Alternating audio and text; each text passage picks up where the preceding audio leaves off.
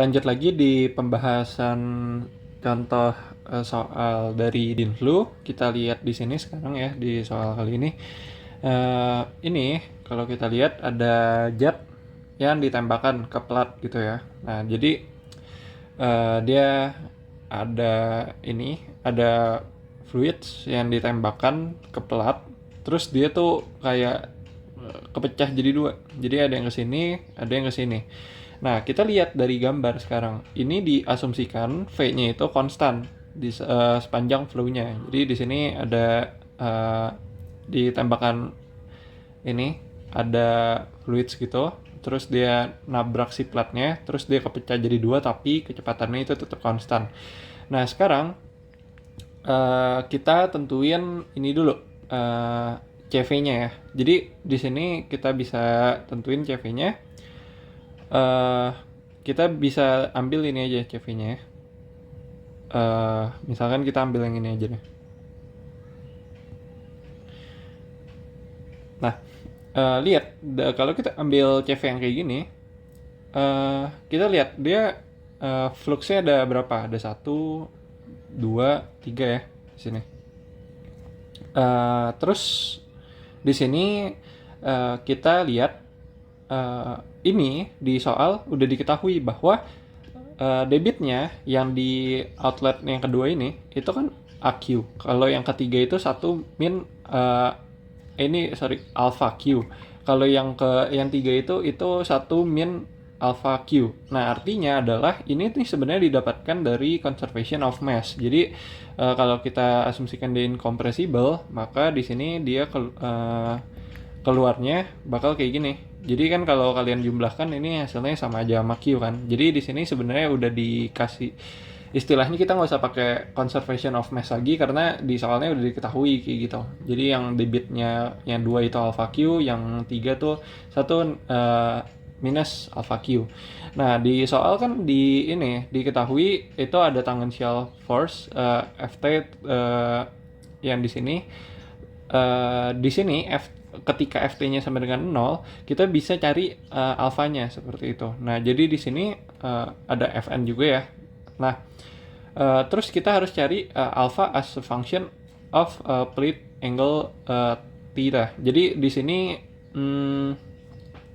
caranya adalah kita pakai conservation of linear momentum, di mana kalau kita asumsikan P gauge-nya itu sama dengan 0 di masing-masing CV-nya yang ini, di CV yang kita ambil, maka dP per dt-nya itu sama dengan d per dt integral lipat kontrol volume kita itu VCV, terus ini ρ, terus dikali dengan V kecepatannya fluidsnya itu, terus kemudian ini dV. Nah, terus ditambah sama yang suku fluxnya, ini VCV, terus yang ini apa, yang ini ρ V VR gitu kan, dA. Kita lihat di sini bahwa kalau kita asumsikan dia incompressible dan di CV-nya itu uniform semuanya, ini suku ini 0. Nah, terus sisa yang fluxnya kan. Sekarang kita lihat di sini. Sebenarnya kita bisa cari di sini. Kita bisa pakai sigma Fn atau sigma Ft. Nah, tapi lihat bahwa constraint yang kita punya tuh sebenarnya Ft sama dengan 0. Jadi karena Fn-nya kita belum tahu, maka ya kita ngambil yang udah tahu aja, Ft sama dengan 0. Artinya adalah kalau kita lihat ambil yang CV yang warna merah ini, dia kan berarti sigma Ft-nya sama dengan 0 gitu ya. Nah, berarti di sini kita bisa ngambil arah tangensialnya gitu di sini, arah tangensialnya. Nah, kita lihat di sini ya. Sekarang kita lihat di sini yang dPdt dulu deh. dPdt-nya itu sama dengan apa? Sisa yang ini kan. Berarti yang karena kita di sini punya 1, 2, 3 ini permukaan yang ditembus gitu ya. Jadi ini kita mulai dari A1, V1, terus ini sini VR1. Sorry ini harusnya N ya. Gitu rumusnya.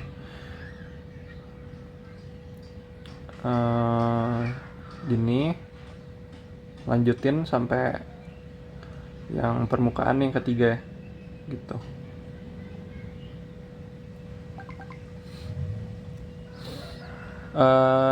Sip. Nah jadi gini kan bentuknya. Nah terus ya di sini kita lihat bahwa kita bisa asumsikan bahwa di sepanjang ini, di sepanjang permukaan flux ini, dia tuh V-nya itu rata gitu. Jadi uniform di sepanjang permukaannya ini. Jadi sebenarnya V-nya itu bisa kita keluarin. Dan kalau V-nya kita keluarin di sini, V-nya kita keluarin di sini. Ini V, masing-masing V-nya kita keluarin, berarti kan kita sisa suku yang ini kan. Nah, kita sisa suku yang ini. Nah, suku yang warna biru itu sebenarnya Q, debit. Jadi ini sebenarnya kalau kita turunkan lagi gitu, maksudnya kita bisa tulis kayak gini. Ini yang V1 ini, terus dikali sama ini. Ingat, dia kan kalau V yang masuk ini, yang satu ini, dia sama normal permukaannya berlawanan ya. Jadi itu negatif hasilnya jadinya. Jadi ini negatif Q. Q itu kan debitnya ya. Q-nya itu debitnya. Nah, kemudian ditambah sama, kalau ini kan positif nih dua nih. Karena vektor normal sama vektor V-nya itu dia searah. Jadi ini positif ya. Positif V2 gitu ya. Nah, ya, kalau debitnya yang di permukaan 2 kan itu bukan Q ya, tapi alpha Q. Jadi kita tulis alpha Q di sini, kemudian ditambah dengan V3, terus dikali sama 1 negatif alpha Q ya. Nah, terus di sini, oh iya, ini harusnya ada row ya tadi ya. Tapi kan, ini harusnya ada row ya tadi ya. Cuman row-nya ini sebenarnya bisa kita buang gitu. Jadi bisa kita coret karena hasilnya ini sama dengan 0 gitu. Oke, sip. Nah, jadi kita kayak gini, kita lihat sekarang ini theta ya. Terus berarti ini theta juga, ya nggak? Nah, artinya adalah kalau kita lihat yang V1 arah tangan sialnya, gini, kalau kita asumsikan arah ke sini positif ya, arah ini positif. Kita lihat bahwa V1 arah tangan sialnya itu apa berarti? Ini kan yang kebentuk theta ya.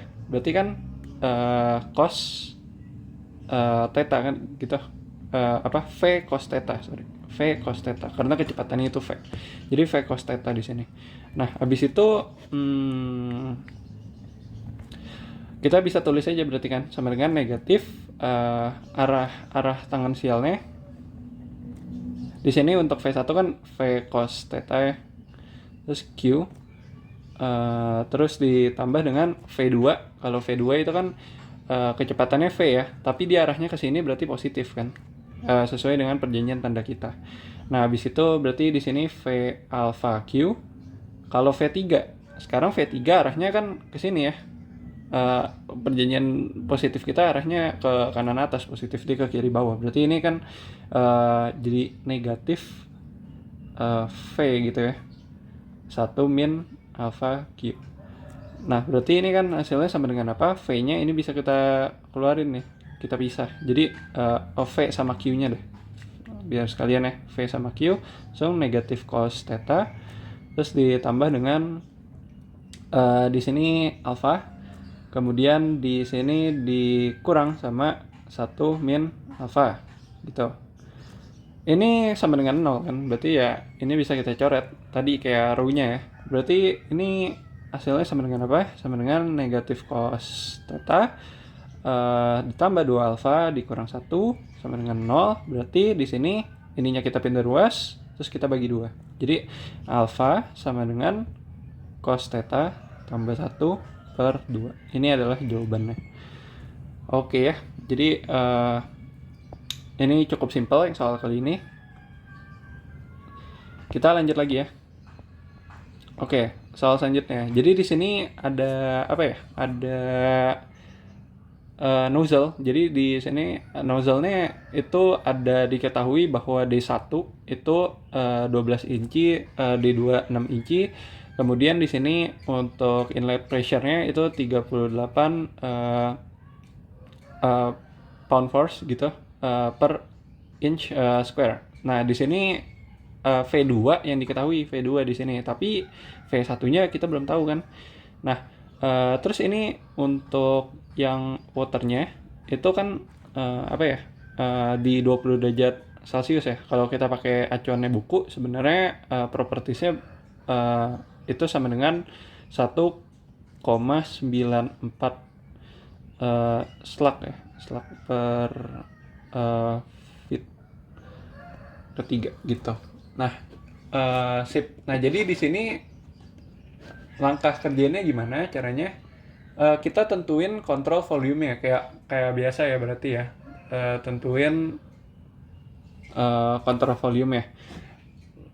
Di sini kita lihat, kita bisa ambil kontrol volume yang ini ya, gitu.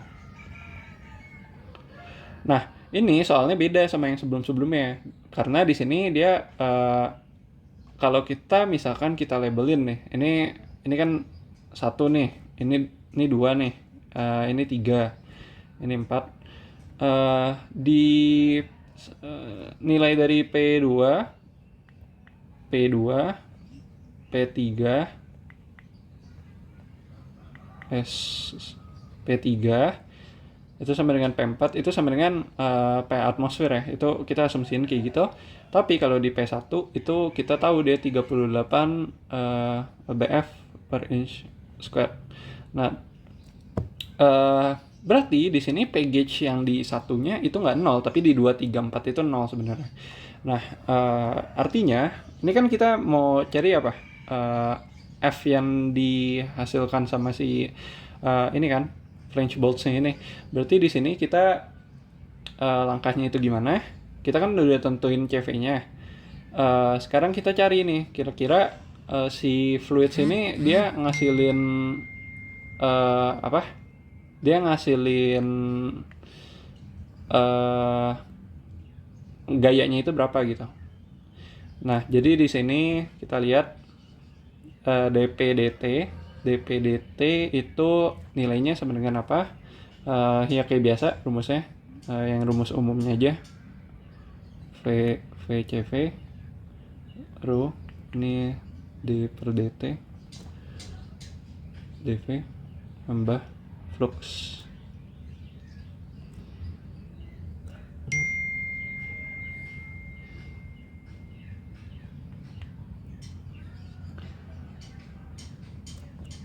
Ini sorry ini ada V-nya. R N DA tambah. Nah, terus ini ingat ada PGC-nya gitu. Jadi di sini ini kita kalau asumsiin dia itu incompressible, terus juga uniform properties di masing-masing ininya di control volume yang kita punya, ini hasilnya sama dengan 0 gitu. Ini hasilnya sama dengan 0. Sisanya suku yang 2 ini kan. Sini. Nah, ingat bahwa P gauge itu apa? Nilainya itu kan sebenarnya si P1-nya dikurang sama PA-nya kan. 38 kurang 15. Berarti itu hasilnya 23 ya. 23. Nah gitu. Jadi sama dengan 23 lbf inch square. Sekarang kita lihat ini kan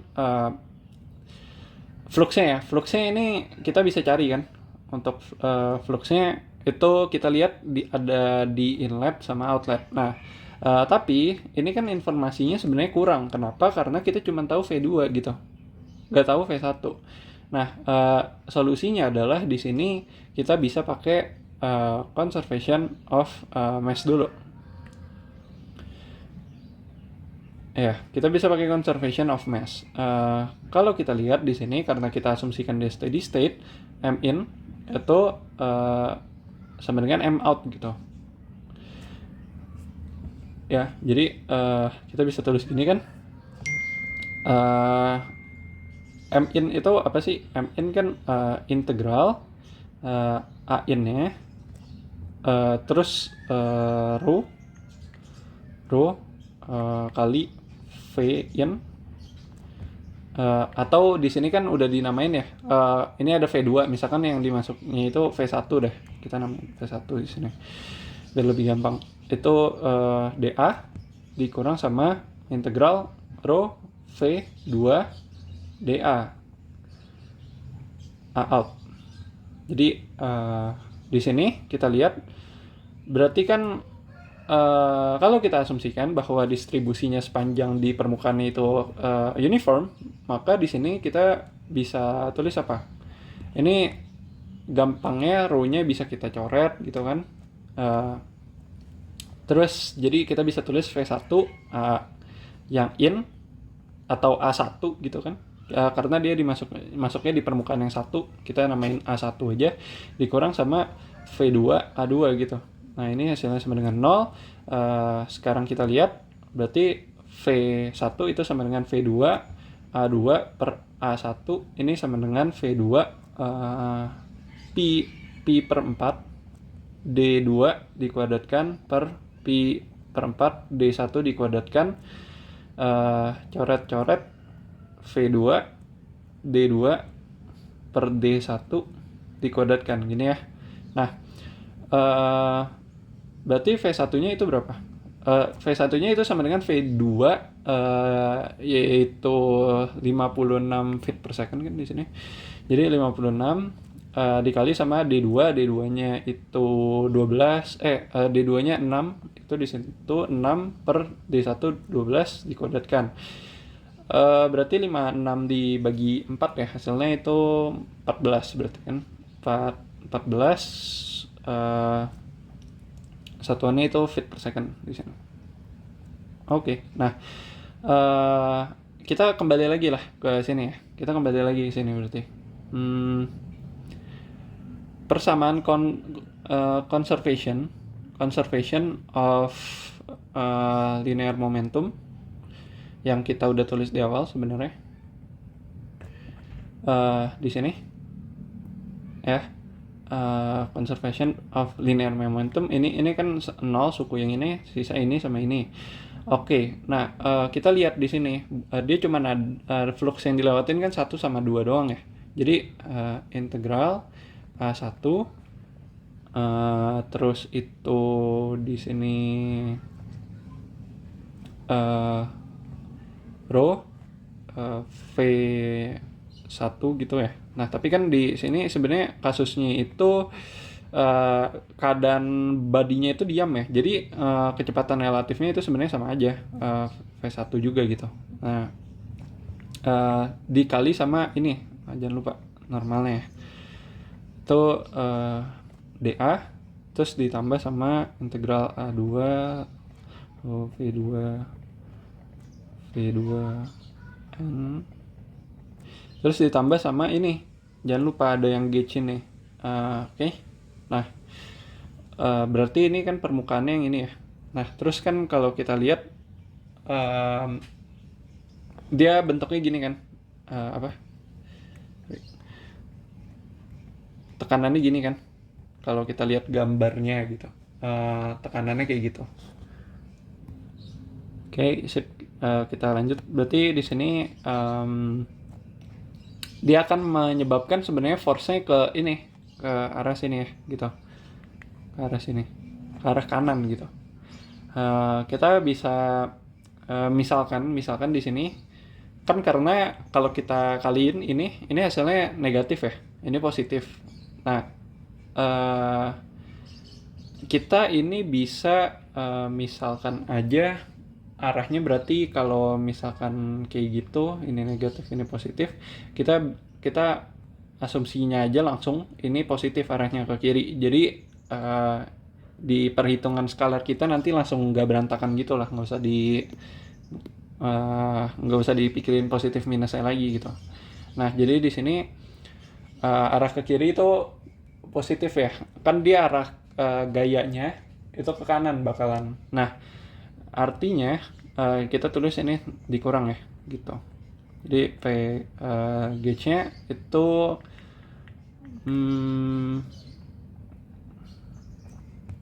gauge 1 gitu, DA. Permukaannya yang mana? Permukaannya yang A1 lah ya, udah jelas gitu. Permukaannya A1. Ini hasilnya kan jadi apa? Negatif rho V1 dikuadratkan A1 rho V2 kuadrat A2. Nah ini hasilnya sama dengan F-nya ya, hasil dari ini ada perbedaan tekanan sama yang fluid tadi, itu kita misalkan aja sama Fx gitu aja ya, Ffx, terus dikurang sama di sini dikurang sama gauge 1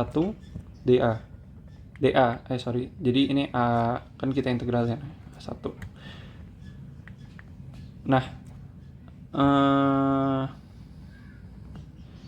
A1 kan kita udah tahu kan ya, ini mah A1 itu berarti di pi per 4 D1 dikuadratkan gitu kan, terus A2 pi per 4 D2 dikuadratkan, ini kuadratnya di sini, sorry kuadratkan di sini, terus dikurang sama P gauge 1 A1 pi per 4 D1 kuadrat Ffx. Oke, nah di sini kita tinggal masukin aja ya angkanya. Oke, kita tinggal masukin aja angka-angkanya yang ada di sini. Tapi ingat, ini masalah satuan sih sebenarnya. Kan kalau misalkan rho ini udah fit angka 3 ya. Yang ininya udah feet per second, berarti ini kita harus bagi 12 dulu untuk yang diameter ini ya. Nah, tapi kalau yang di sini gauge-nya itu kan satuannya udah lbf per inch square kan. Berarti di sini ya kita nggak usah bagi 12 lagi gitu. Sip. Ini kalau kita hitung berarti hasilnya sama dengan apa? Sama dengan negatif 1705 berapa? 3193 gitu. Nah, ini dalam satuan lbf. Nah, ini kan sebenarnya ya ini aja apa?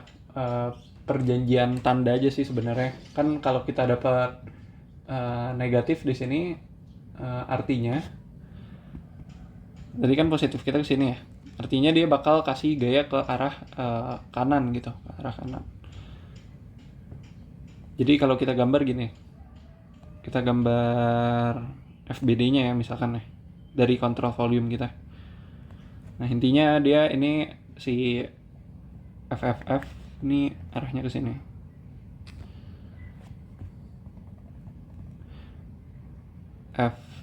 FFX sorry ini kok T sih. Oke, nah gitu ya. Terus kan lihat ya di sini yang ditanyain kan force provided by French bolts kan.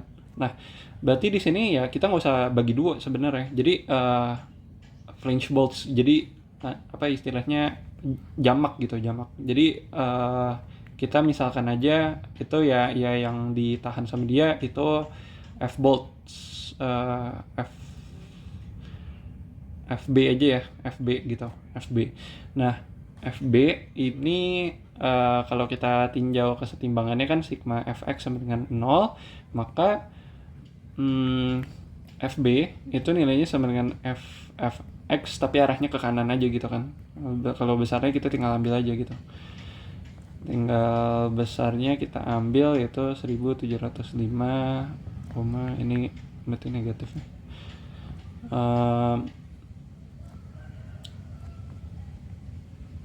Gini. 3193 lbf. Arahnya I gitu. Misalkan ini. Sorry. FFF. Sorry. Nah, ini terbalik deh, arahnya ke sini. Nah, arahnya ke sini. Kan ingat tadi referensi kita, baru ingat. Nah, referensi kita kan gini. I, ini J. Nah, berarti kan kalau dia negatifnya ya berarti arahnya ke kanan kalau FFF, tapi kalau FB-nya ini arahnya ke kebalikannya kan. Berarti ya gini hasilnya. Sip. Nah, ini adalah hasilnya. Ya, jadi intinya ya sebenarnya mulainya dari ini dulu sih, conservation of mass. Tapi tadi baru baca soalnya ternyata F1-nya belum diketahui ya. Jadi intinya kita mulai dulu dari sini.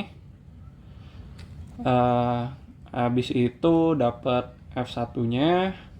Habis itu baru linear momentum. Kira-kira gitu. Paling gitu aja sih. Oke, itu udah soal yang terakhir. Thank you semuanya yang udah nonton.